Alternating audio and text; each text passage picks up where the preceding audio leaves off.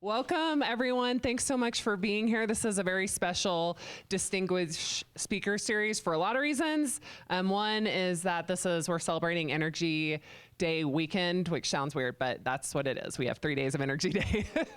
And so we have lots of activities. So if you don't know about all of those, then Christine Reed can share that with you. But we're really getting it kicked off now with our distinguished speaker series. So I want to be the first to welcome our speaker today. And this is Superintendent Megan Degenfelder, who was elected to be Wyoming State Superintendent of Public Instruction in November of 2022. The superintendent grew up in a 6th-generation ranching family in Casper and graduated from the University of Wyoming with, yay, bachelor's degrees in economics and political science. She went on to earn a master's degree in economics from the University of International Business and Economics in Beijing, China, with her thesis focusing on the elasticity of demand between coal and natural gas. Did you guys say that right? Okay, close enough.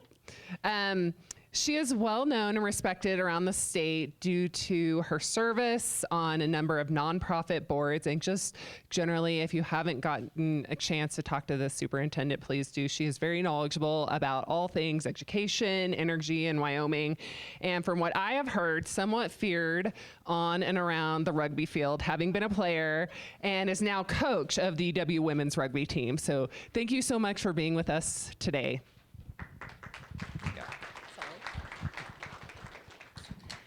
Well, thank you, Holly, for that great introduction. We do have our second game against CU this Sunday. So if you guys, after the football game, you can come watch the women's rugby team because we're gonna need to beat CU this weekend. Yes, yes. Well, I am just really thrilled to be here today to really talk with you about two of my very favorite things, energy and education, and to be here at the University of Wyoming, which, as Holly mentioned, is my alma mater. And so it's wonderful to be here at the University of Wyoming and engaged in the work that we continue to do here. Just to kind of get an idea of folks in the room, where's everyone from? How many from Wyoming? Okay, where else? Just shout out. Oklahoma? Anywhere else? California? Okay. All right, good deal. Anyone else? All right, well, this will be good. It's good to kind of know, who's from Wyoming. And as we talk about education and policy in the state, I want to make sure that we can touch on some of the things that make our state unique, really because of the energy sector. So I thought kind of just an outline of what I'll visit about today. First, to start out with just kind of my background and wanted to touch on really what I feel is the power of the University of Wyoming and what this place can and is doing for you. And then to spend time talking about energy's impact on education and then education's impact on energy. And then finishing up with the efforts that we are undertaking right now to improve education in the state, and then wanted to leave enough time for question and answer and dialogue to have conversation with you all on these topics. All right, so a little bit, I'm doing pictures because, you just don't want to just stare at a politician for an hour. So anyway, as I mentioned, and Holly did an introduction, I came to the role of state superintendent kind of in a unique way. I'm not an educator by trade. I spent the vast majority of my career in the private sector, in coal and oil and gas, but also in education. And so up until the point where I decided to run for statewide office, I was actually third generation in my family to be working in oil and gas. My grandfather was a geologist in the Permian Basin, and my father is still in the oil and gas industry as a landman. And I also came from a 6th-generation Wyoming ranching family. And so really grew up at the dinner table, on my weekends, spending time at the ranch, talking about how important oil and gas, energy is, as well as agriculture and that balance, how we work together when it comes to land management, when we come to really producing our natural resources to fuel the world. And so that kind of was my background coming to the University of Wyoming, was just loved going here at the University of Wyoming. I can't say enough about what this institution did for me. I wouldn't be where I am today if it weren't for the University of Wyoming. There are just so many opportunities and experiences and connections to be made at this university. And now in my job in education, as I see other institutions of higher learning across the country, these opportunities just don't exist in these other places. And they don't for the affordability of this institution. And the affordability does not jeopardize quality. Most people don't realize that in our state constitution, our founders determined that our state university should be as free or as close to free as possible. And so it was a concerted effort to make sure that this university was affordable, but while still having excellent quality and being a great place to go to school. And as Holly alluded to, I, just really had so many great experiences, whether it was traveling the country and playing rugby at a high level, student government, studying abroad at no cost to myself because of the great scholarships that we have here.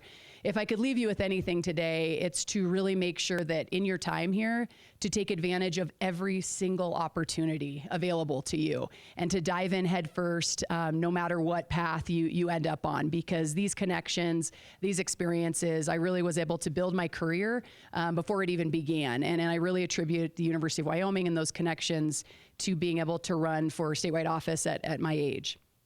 So, and the other thing I wanted to touch on was anyone here for Harold Hamm last week?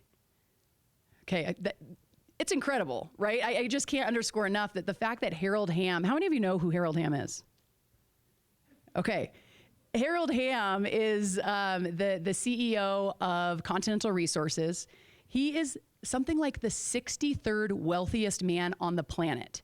And he was here at UW last week talking to students and giving advice. I mean, and this man started from nothing, dirt poor, one of 13 children. And that's the power of what the energy industry, what oil and gas can do for people, right? And the fact that University of Wyoming was able to have him here on campus. So anyway, just want to highlight that and the opportunities that are available here. After I graduated at the University of Wyoming, returned back abroad to Beijing, China for my master's degree, and really was just overwhelmed by the rapid development of the economy in that country, but also struck by the air quality levels and how pollution was impacting even my day-to-day life. And that's really what led me to my thesis that Holly mentioned, between the elasticity of demand between coal and natural gas. And really recognizing through that process how powerful natural gas is to our country, to this world, and we've only just begun. And it's really incredible, those type of resources that we have in this country, and the fact that, as Harold Hamm led, that innovation to really increase our reserves. And really that understanding of how policy works worldwide when it comes to energy as well, right? If we don't have China, India on board with our energy policy, none of it matters. And so this really is, a worldwide issue and just very important to our future. After I finished my degree there, came back to the United States and started my career in the coal industry up in Gillette, and had a great experience there.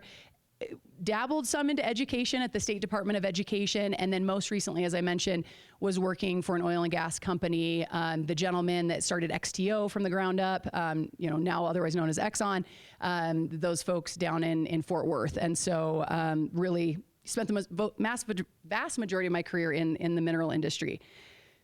So why then energy and education? The two seem very different, but actually have so much more in common than we think. I truly believe that energy and education are the two most powerful tools in lifting people out of poverty, lifting them out of the most dire circumstances, and achieving the American dream.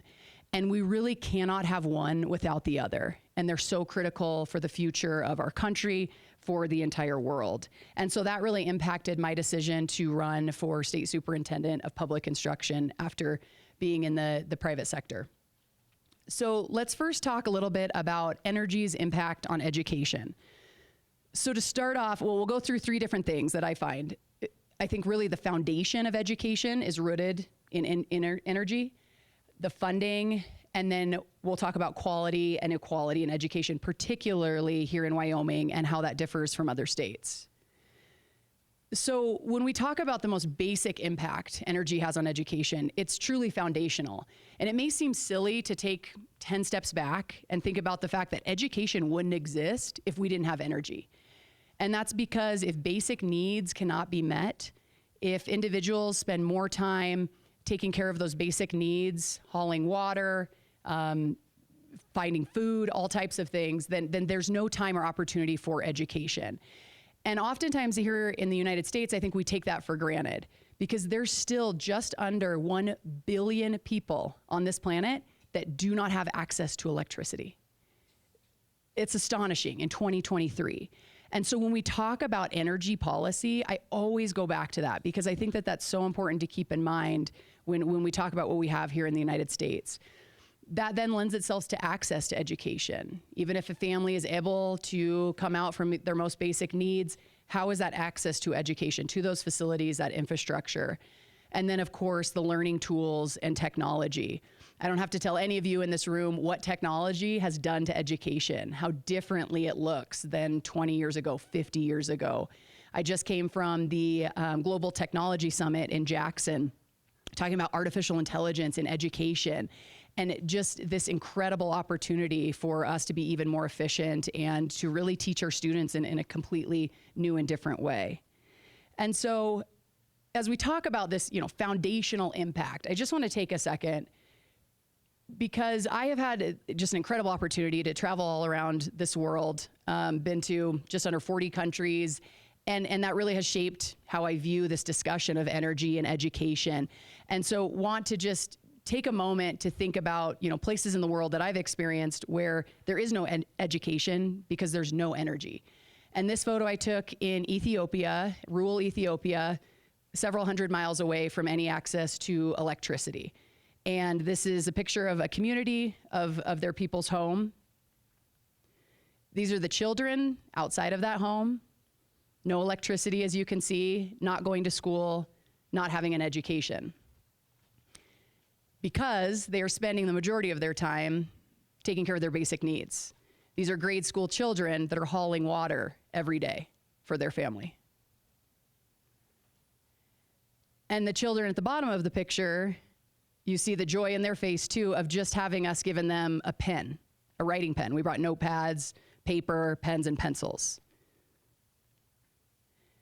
Let alone having ever seen a cell phone in their lives. And again, we're away from electricity. I had just enough power in my phone, turn it on, pull up Snapchat, of course. And just the awe and joy over seeing this, got attention from other villagers, and they were holding the phone, just really intrigued with what this device is. I mean, this was 6 years ago. This wasn't 20 years ago. This wasn't 40 years ago, 6 years ago.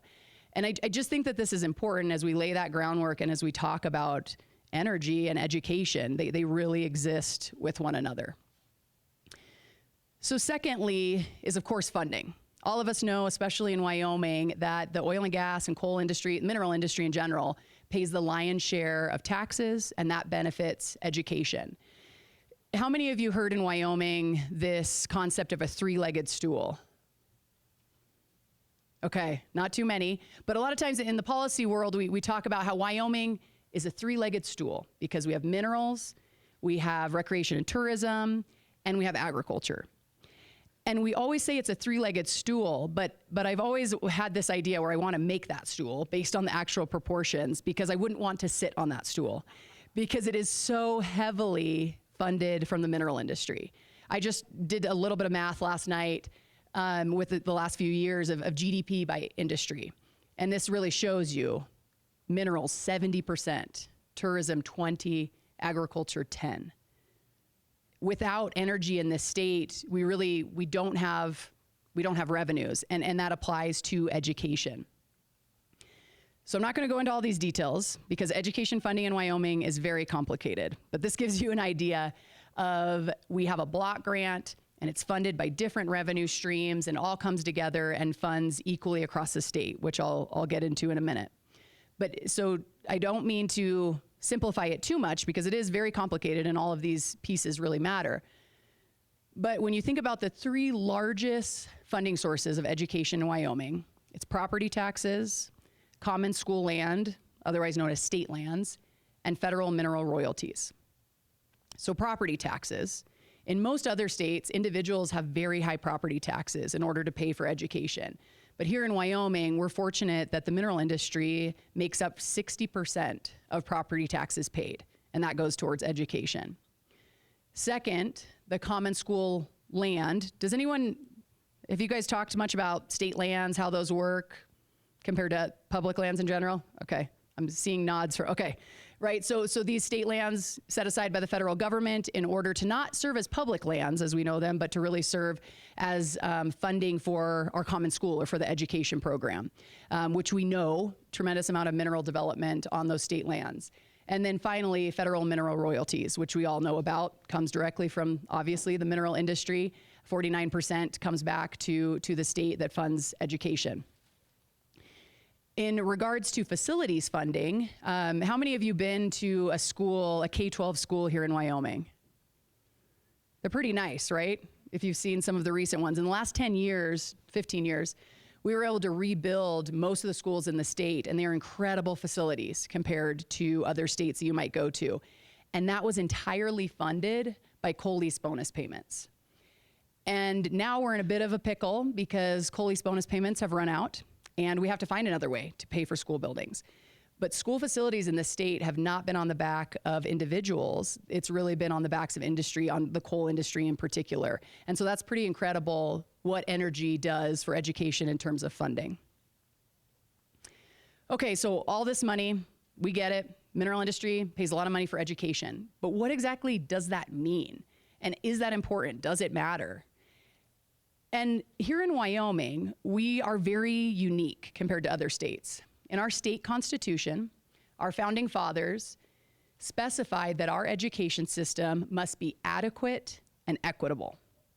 And after a series of Supreme Court cases a couple decades ago, it's been determined what that looks like in Wyoming. And essentially, to really simplify it, every child in the state of Wyoming is funded in the same manner as any other child, no matter where they live. You go down to Colorado, rich neighborhoods have good schools. Poor neighborhoods have poor schools. Not here in Wyoming, because with that whole flow chart that I showed you, we ensure that every student receives the same quality of education all across the state of Wyoming. And that's a big deal. And we're really the only state in the country that does it that way in the most equitable fashion. And we also provide an adequate education. And we spend more per student than most states in the country to educate our kids. And while we can always do better, and as a whole, this country, I think, can do better in education, we do outperform on the comparator test that's taken. We outperform just about every other state in the nation when it comes to our K-12 performance. And so I mentioned the recapture and entitlement districts. So maybe you have one district, Sublette County, right? They are a recapture district because of the mineral industry and the tax revenue that goes into one big pot and is distributed equitably to those districts and those counties that don't have mineral development in the state. Okay, now switching gears. Education's impact on energy, workforce, innovation, and citizenship. So workforce is pretty self-explanatory. If I asked you, what's the point of education, right? It's to fill good jobs, to make sure that our students are prepared to fill good jobs of the workforce. And this really is the fundamental purpose of education. There's a lot of noise in education right now, a lot of political agenda, but the foundation is preparing students for jobs. And that's really what we're working to do, and we have to adapt. Because the fact of the matter is that the workplace has changed so significantly from 10 years ago, 3 years ago. And so the better in K-12 education we can prepare students for the workforce, the better off we all are. And that's technical skills, that's adapting again to an AI-enabled economy that, hardly any of us had to be as prepared for as students today, and soft skills, those employability skills. And what's really exciting too, I think, on what education can do for energy in this country, I mean, we've seen it, right? Harold Hamm, great example. I was just reading about, was it Permian Resources? These two CEOs, they're in their 30s and they just became billionaires a month ago. I mean, that's the power of the workforce the opportunities in the energy sector. And then that's why the education piece is so important, to be able to set up our future workforce so that you can do that. You can become billionaires in your 30s and achieve absolutely anything that you desire to. Second then, which dovetails from that workforce discussion, is innovation, and differs from a lot of other countries and states in how we educate our kids, not just on those basic skills that they need, that one-size-fits-all education, but teaching our kids to be able to innovate, to continue to make this country the greatest one in the world, where we have free thinking, we can innovate. Someone like Harold Hamm can go from nothing to developing fracking technology and change the scope of energy forever, have different pathway options. And really, that's what we're focusing on right now. It's a tremendous effort with the governor's office, the State Board of Education here at UW, of more individualized learning for students. So rather than having every student sit in the same chair, looking at the same whiteboard, no matter how differently they learn next to the student next to them, working on competency-based education. We're piloting in some of our Wyoming schools, kids in the same class will all be at different levels, and they will move forward based on their competency. Totally rethinking how we educate in Wyoming. But that will prepare our students better for the workforce and those individualized jobs that we're seeing today, whether it's in energy or any other sector. And so I want to take a moment to touch on just how important that is and how different that can be. Holly mentioned, I spent 3 years living in China, and to put myself through graduate school, I taught in everywhere from elementary school up through the community college level. And these pictures just articulate a little bit of the number of students per class, which is completely different from here in Wyoming. And wanted to touch on my experience there of being in a particular classroom where when I asked for a list of the students' names, I was given a list of numbers and instructed to identify them by numbers, not names, in a high school. Right? It's so different from that individualized, innovative learning that we have in our school today. And a special education child that had to touch their nose to the corner of a wall if they were acting out. Again, very different than what we experience here in the United States and our education system. And that's why it's important, because the United States has been able to innovate unlike any other country in the world. And it's because of things like how our education system is run. Also, this was at the community college that I taught at. And I know this isn't everywhere in China, but just gives you an idea, again, of innovation, the power of what we have in America and our education system, where, again, every child in Wyoming now has an iPad, is working on these technology platforms based on competencies where they can excel in education like we've never seen it before. Third, the impact on energy is citizenship. And this might seem a little strange. What does being a patriotic American citizen have to do? What does it do to support the energy industry? But it has a lot to do with it, because really that understanding of our citizenship, of democracy, of being engaged American citizens, that really is so impactful on the future of democracy and our policy, energy policy, understanding of the implications you see in all these countries around the world, and how energy policy is so important to not only their economic situation, but their standard of living.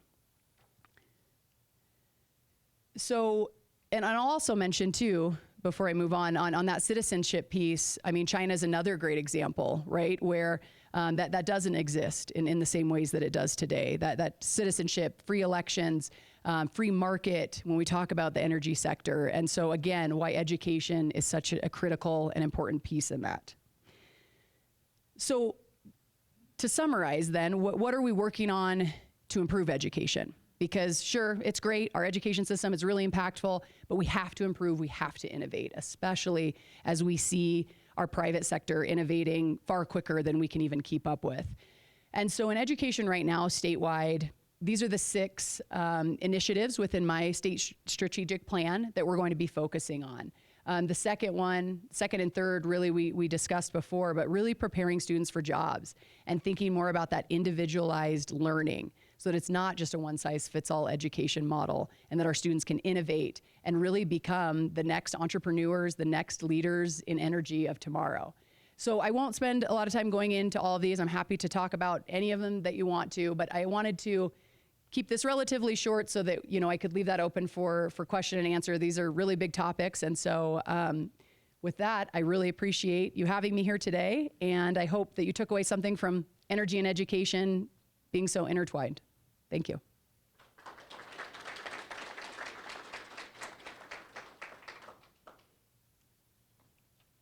My prerogative here. So thank you so much for being here.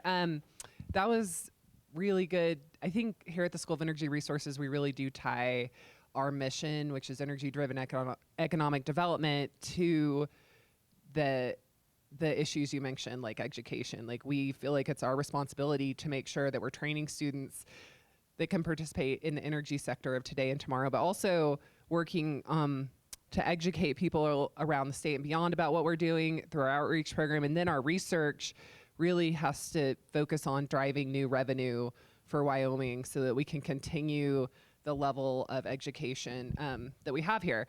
And so on that, you, as part of your role, sit on the board for state lands and investments, correct? And I'm curious because you have a very deep energy background, and so that gives you unique insight into evaluating projects that state land is looking at.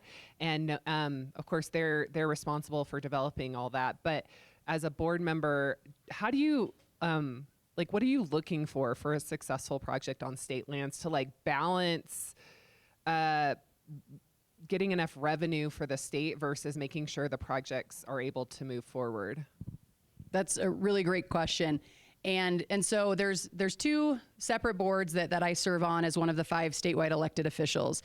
We have the Board of Land Commissioners, the State Land Board, and then the State Loan and Investment Board. And so what Holly's talking about is the Land Board. And again, that we mentioned development on all state lands. So we manage all of that development, whether it's grazing leases, oil and gas leases, recreation we're starting to talk a lot more about. And we have a fiduciary responsibility to maximize revenue, but to maximize revenue in perpetuity. And so that's how I always look at it. I mean, when we see our statutes and it really is clear about maximizing revenue, you can take that a bit too far and we've depleted a resource forever. I mean, it's really about how do we do that, maintain them in perpetuity, because these lands have to benefit future generations to come. And so there's a lot of that balancing and how multiple use, how that works together too. That's really important for me, because I think that all of those, if we can have grazing lessees and we can have oil and gas lessees in tandem, I think that's what's best for the state. And so that's really how I like to look at it. I think right now, though, we're seeing a lot of really exciting new projects happening. And it's uncharted territory that we as a board have to evaluate. I mean, what's the royalty on gold? We just had to do that several months ago. Looking at these injection wells, we just, that's brand new on state land. I think maybe first in the country, we're leading that in the country. And you have 5 politicians that are making those decisions. And so that's why I think it's so critical to have a background in energy and development in this state, because it is so important to our economy, to our schools. A lot of folks will say, why is the head of K-12 education on the land board? But it is so important, as I mentioned, to funding schools. It all ties together. And I want to also mention the point you made of the purpose of a land grant university, the University of Wyoming, is to keep researching, keep innovating so that we can continue in this cycle of funding our state and funding our university. And so I was probably all over the place with that, but I love that work. It's really exciting. And that's where, people can really be leaders in that, of driving that. I mean, like I said, 5 politicians saying, well, I don't know what the royalty should be on gold. We have to be collaborative in that and do what's best for Wyoming. And that means maximizing revenue, but doing it in a way that will benefit generations to come.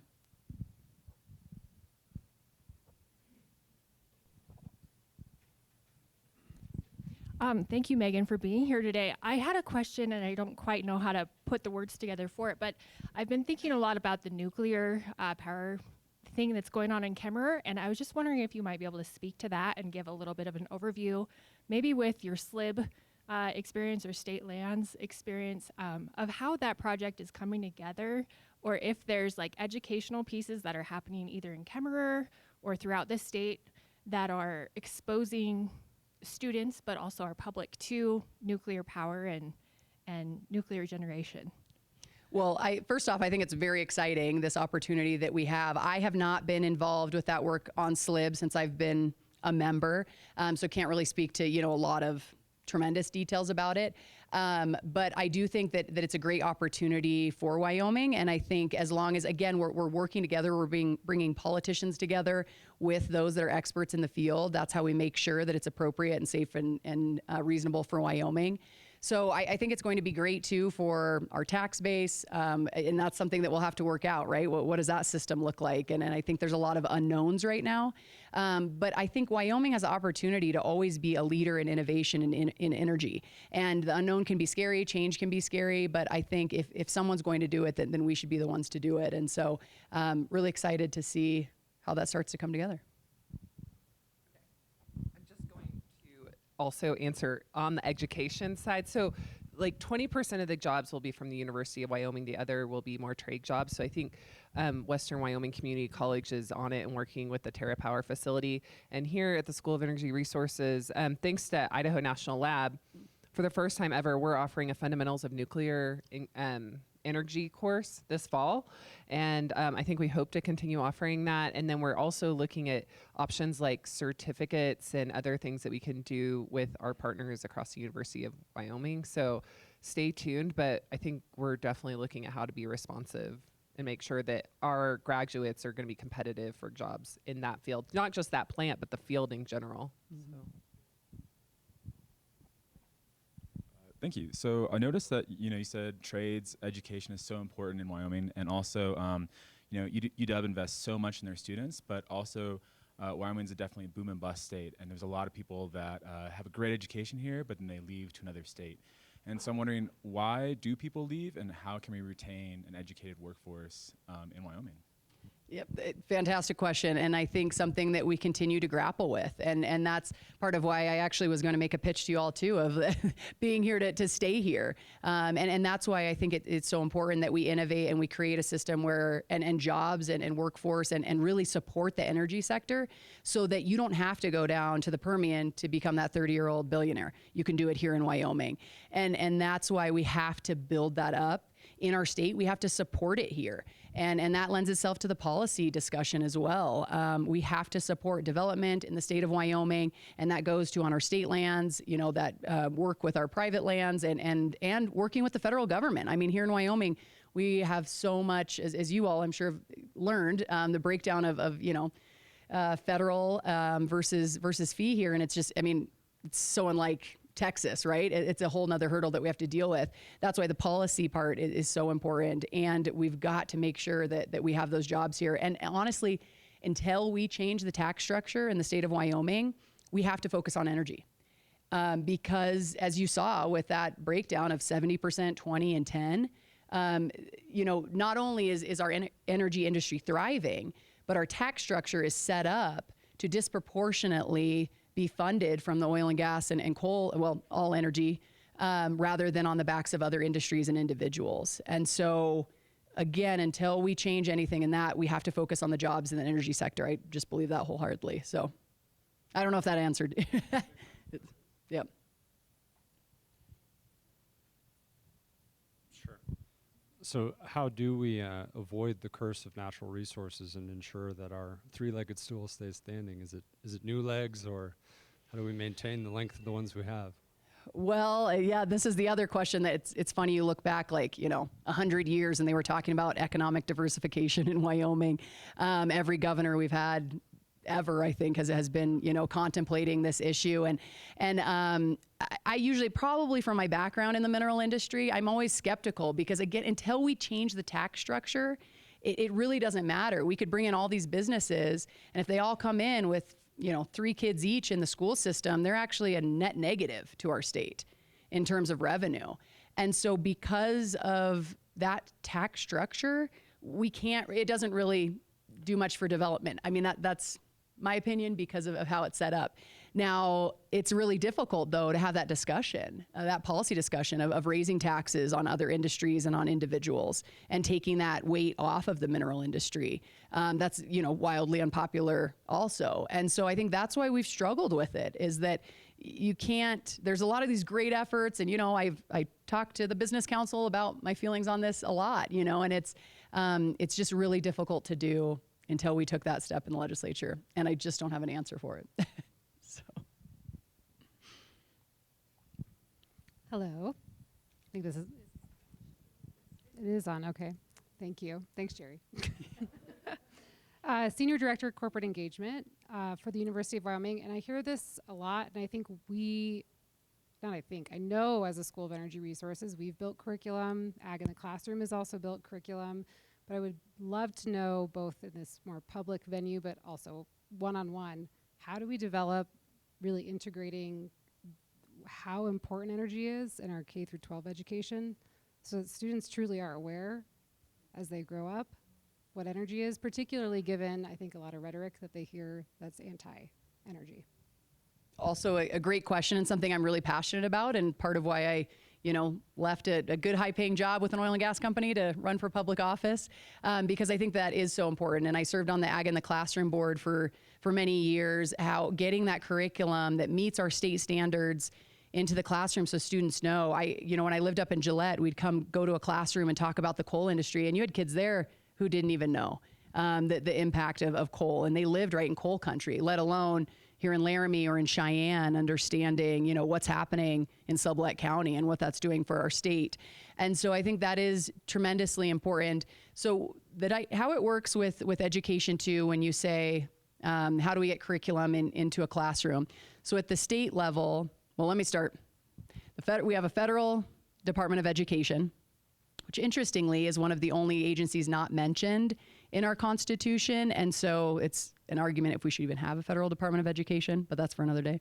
And then we have our State Department, which I oversee, that sets the standards, what students should have to know and when they should know them by. And then our local school boards determine how to meet those standards, what curriculum, what textbooks to use.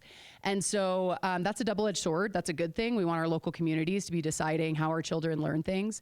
But it does make it more complicated if you wanted to push out, really scale things statewide in terms of educating kids on the power of energy. And that's why we're working with local school districts, working with parents to implement that curriculum that meets the standards so it can be easy for a teacher to just grab onto and educate their class. Because right now we have a teacher shortage, teachers are overwhelmed. And so we're trying to figure out how do we make it as easy as possible for them to implement that kind of learning. I also think this move that we're having towards competency-based and work-based learning, we're really hoping to figure out how we can get students out of chairs in a classroom so they're spending as much time out of the classroom working with companies, solving real-world problems as they are in their classroom. And so I think that will also lend itself to broader education of the world around them. And I think it's just so important. It's gone are the days where we can just have kids all in a row learning the same thing. We should be out there learning about our communities and our system. So a lot of exciting things in process right now, but it does complicate it that it's a local school board decision and we have to do it organically. I'm disappointed I haven't heard anything about renewable energy, and energy is partly renewable in the state. And a second part, education in terms of letting our future generations know they are facing a climate crisis and what we're doing about that. Absolutely. I mean, that's a part of it. And then as you'll see with, our Ag in the Classroom curriculum, it includes all different types of energy. I think, the governor has said it well of we're all of the above in Wyoming, and we should be. For me, at the end of the day, what I'm passionate about is affordable, reliable energy, whatever that looks like. And so if it can be affordable and reliable, and that's what's exciting about all of the research and work going on here in all different ways, I think that's what's most important. And so it's always a balance. All of this is. I mean, I lived in Beijing where there's certain days where we couldn't go to class because the pollution levels were so high. I mean, that quality of living is not good. We don't want that for our world. But again, it's a balance. It's also recognizing that some, almost 1 billion people don't even have electricity. So all of this is a balance. And I think that's what's important too. And teaching our kids not what to think, but how to think about these critical issues and how to think and how to be innovative. Again, not just have them in a seat, memorizing things in a textbook, but really think about how they solve these problems of the future, because we need them to innovate. We need them to solve, these difficult issues of emission levels and the future of energy. I mean, natural gas, if we wouldn't have had individuals like Harold Hamm innovate and discover natural gas, I mean, it was thought that our reserves had all been found, right? There was nowhere left to go. Natural gas has 50% the carbon emissions than coal, 50% less. And China's burning met coal, the worst coal you can burn. And so, anyway, all of this, really fits together. And that's where I think that education, how to think, how to innovate is going to be really important. And what you guys all do here, I mean, the research piece is huge. Hi, I'm the academic director for the School of Energy Resources, and I just wanted to offer, in case people don't know, that we have actually tried to help with this same element. So I can look around and see some folks in the room who were part of the project, but we did create some energy-focused curriculum for K-12, and we used experts on campus to align that with the K-12 curriculum, and so that is completely free online through Canvas, which is the learning platform that K-12 uses. It's actually K-26, I think, in the state. So it's easy for them to implement. We've even designed it in a way that if they need to use it on a day where they need a sub in the classroom, it's completely recorded lectures from experts here at the University of Wyoming or even outside of the University of Wyoming. Not all of them were based on campus, and has questions like how to facilitate discussions with those students in small groups and large groups, what is important to learn about those different points of energy. So those are free and out there available to teachers. So we are trying our best to help with that effort. Yeah, and I think just touch on that as well, that efforts like those are hugely important, making sure they align to standards, that are easy for teachers to access. And then also recognizing of just, even now in your lives, getting involved and being aware of the education system. Whether that's running for a school board. I don't have children.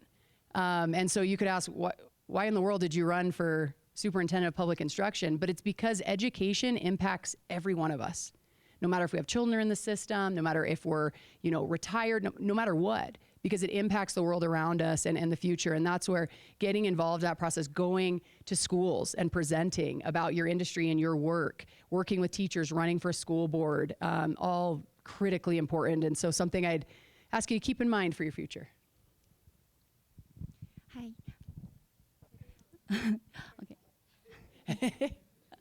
All right. So my first question is about China, and thank you very much for sharing your experience living in China and in other countries. And so growing up from China and being working here for such a long time, we all see there are many differences between the two countries. And I'm wondering, I haven't been back for quite a long time, for many years. So I'm wondering, could you please share some more experience about the difference between the two, like the teachers and between the curriculum, and the is there anything that we can learn from each other? And the second question is about the student recruitment. So my husband is a faculty here in the University of Wyoming, and he recently have some difficulties to find some master students or doctor student came here, and some of them just don't want to come. And I'm wondering how will the education in energy will help with attracting students or just people from the nationwide or the global wise to come to this state. 所以你是中国人吗？是的，很好，你好，我说的不好，所以我很好，很好，谢谢。Well, great questions, and I think I was very interested in that as well. Especially my master's program was through a Chinese university, but it was an international program, and it was in economics, because I kept thinking, how will that curriculum be different as we talk about free markets and international trade and all of those things. But what I really found, especially in the K-12 level, is really just not that focus on innovating and having children be at different paces and involved in different things. It was just, shoulder to shoulder, so many kids in a classroom. I don't know, how old when you were living there. And just not that, again, that innovation and looking at different problems and solving them in different ways. And I think that's what we're on the brink of here in Wyoming and all across the country. I was just up in a district the other week, where you have a standard that you need to learn, but then there's a myriad of options in order to demonstrate your competency on that standard. And it forces kids to think in different ways, shapes and forms. And having those smaller class sizes, the ability to do that, I mean, that was a big difference for me. You know, and as you're aware too, I mean, just information also. It really struck me how there's a lot on the internet that's blocked in China, which is very different from here. When I would go to a Christian church, I had to show my passport to prove that I wasn't a Chinese national, because freedom of religion is not what it is here. And so, I think all of those things are so impactful to our ability to innovate and be such a great country, and we can't lose sight of how important those are. And I know, so I also serve on the University of Wyoming Board of Trustees as an ex officio. There's a lot of discussion about recruitment of students, students coming from abroad, how we better engage with students, and again, kind of what the University of Wyoming looks like as the sole university here, as a land grant university of research, of focus on energy versus other issues. And so I think it's a really exciting time for that. I think marketing what we have here available, and you'd probably know better than I do, because you are an example of coming here. But I would hope it's that concept of, if you come to the United States of America, if you come to Wyoming, you can be and do anything you want to. You can create your own fate. You can become a Harold Hamm, and that's a pretty incredible thing. And all of you, sit in your seats right now with that. The world's your oyster. It's ahead of you, and that's the power of America. But that's the power of the mineral industry, is that you can really create that kind of future for yourself. So I hope that answered, kind of.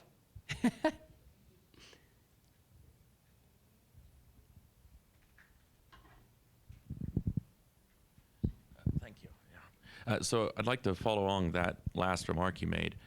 You've talked a lot about how the purpose of education in Wyoming is to create a workforce that's skilled. And in the energy industry, a lot of our people manage well fields, turning on and off valves, keeping good care of a well rig, driving a haul truck, welding, engine maintenance, things like this. Those all are pretty easy to train someone on. And you can learn those from industrial exposure, like you were talking about, getting students out of classrooms into the field. You've also given us some examples of commercial industrial success stories, CEOs who make billions of dollars, Harold Hamm, all of these things. What is the difference between those outcomes? What is the difference between a student who is given the same amount of funding no matter where they are in Wyoming, who goes on to become a haul truck driver? If there's a market downturn, that guy gets fired first, versus a guy who goes on and becomes Harold Hamm, basically immune to the market because they've had such great success. Is it a choice? Can people just choose to become billionaires, or is something else going on here? What's the difference in outcomes, and why does it happen? Yeah, well, it's a great question. I mean, and you look at Harold Hamm, he never went to a university, I'm pretty sure, right? Yeah, I mean, he had no higher education. And so there's a lot of those different stories, right? And I think the only other industry you can really compare it to is tech, probably, where you can literally come from that situation, I mean, and create that kind of wealth. And it's all about discovering new plays, taking those risks. I mean, we've got a lot of small operators here in the state of Wyoming. I don't think people understand the risks that are taking, right? So there's those downfalls too, where you could lose it all and then start building up again in this industry. I mean, it's not perfect. It's not easy to just become a billionaire. I'd probably be one myself, but I wish I was. But no, and there's so many fantastic jobs all the way through. I mean, I just called one of my past colleagues in the coal industry because I'd read, this is maybe a year ago, that they were paying haul truck drivers like over $100K. And he said, yes, we are. I mean, that is a fantastic salary in Wyoming to be, I mean, that is nothing to brush off.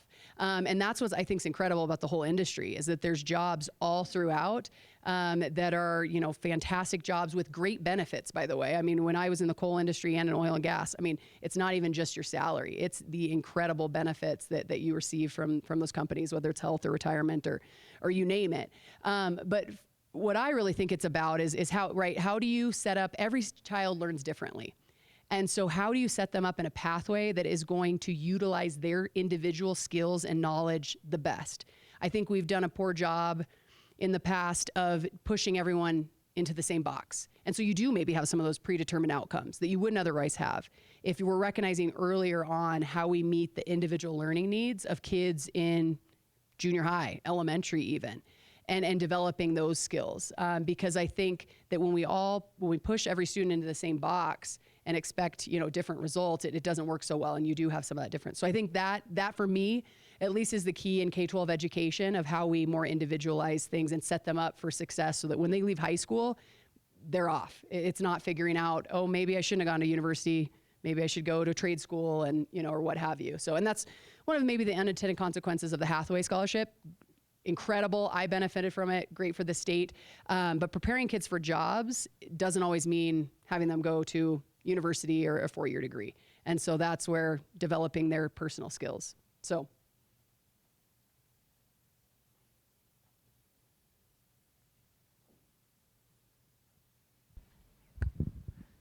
Hi, Megan. I was fortunate enough to be able to hear you speak a little bit to this yesterday, but as you were looking at K through 12 coming up, there are some incredible advances going on, not just in energy, but also in technology. How are you looking at that and saying we are going to keep up, and not just keep up, but be ahead of that? And projecting forward for the students in this room and those of us who are professionals, what do you see as the opportunities or holes where we are trying to fill in educationally? Because technology, AI obviously is on everyone's mind. How are we still in that conversation from age 5 to 22 or beyond? Well, it's a great question, because we do in education and government, we just tend to lag behind speed and innovation of industry. But with the speed at which we're seeing technology evolve, artificial intelligence, and the fact that, we cannot graduate a student today that does not have foundational skills in computer science, or in STEM, that we just can't. They won't be as successful otherwise. And so that's why we have to adjust and innovate. But that's hard. Change is hard. And when you talk to the education community, they've got so much on their plate already. Teachers, that means something else to learn, another credential. What do we take off the plate, if anything? And then everyone, you say, no, we need to focus on computer science, but then trust me, there's a contingent of people that get fired up about cursive handwriting. So, it's a hard balance of what do children need, right, when they graduate high school, and trying to figure that out, and then empowering teachers in the education community to keep up and changing with that. When we talk about generative AI, there's a lot of fear in the education community of what that means. And even, when we first heard about it with college campuses, you go to the negative of how that impacts students in classrooms. But I think that generative AI is going to change education in the way that the calculator did. I can't imagine that discussion of, we can't allow one of those in this classroom, they're going to cheat, and we use those every day. And so I think that I'm excited about generative AI because it pushes the innovation. It's going to force us to innovate in education because you can't ignore it. It's not going anywhere. Kids are using it. Teachers should use it because it will make their life easier. We can use these platforms to have these kids move on that competency. So you have one room of students. They're on computers. They're each at completely different levels based on their competency and how they advance. That's the power of what we can do with technology. That ensures that a kid, if they're excelling far quicker than the rest of their class, to the point of that last question of how do you make sure that if a kid has a particular skill or a need, they can excel beyond their class, the class that they're in rural Wyoming, and move on at a quicker pace and be ready to innovate immediately out of high school. That's I think the power of technology and AI in education. But it's a tough shift. A couple of years ago, we added computer science to our educational basket of goods in our statute.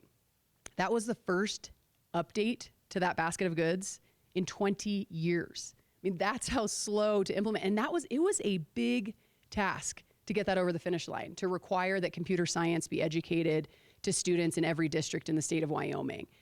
Seems like a no-brainer. It's what's best for kids. That's the future. It was really hard to do politically. And so, those are the kind of roadblocks that we have to move through on the policy side to do what's best for students.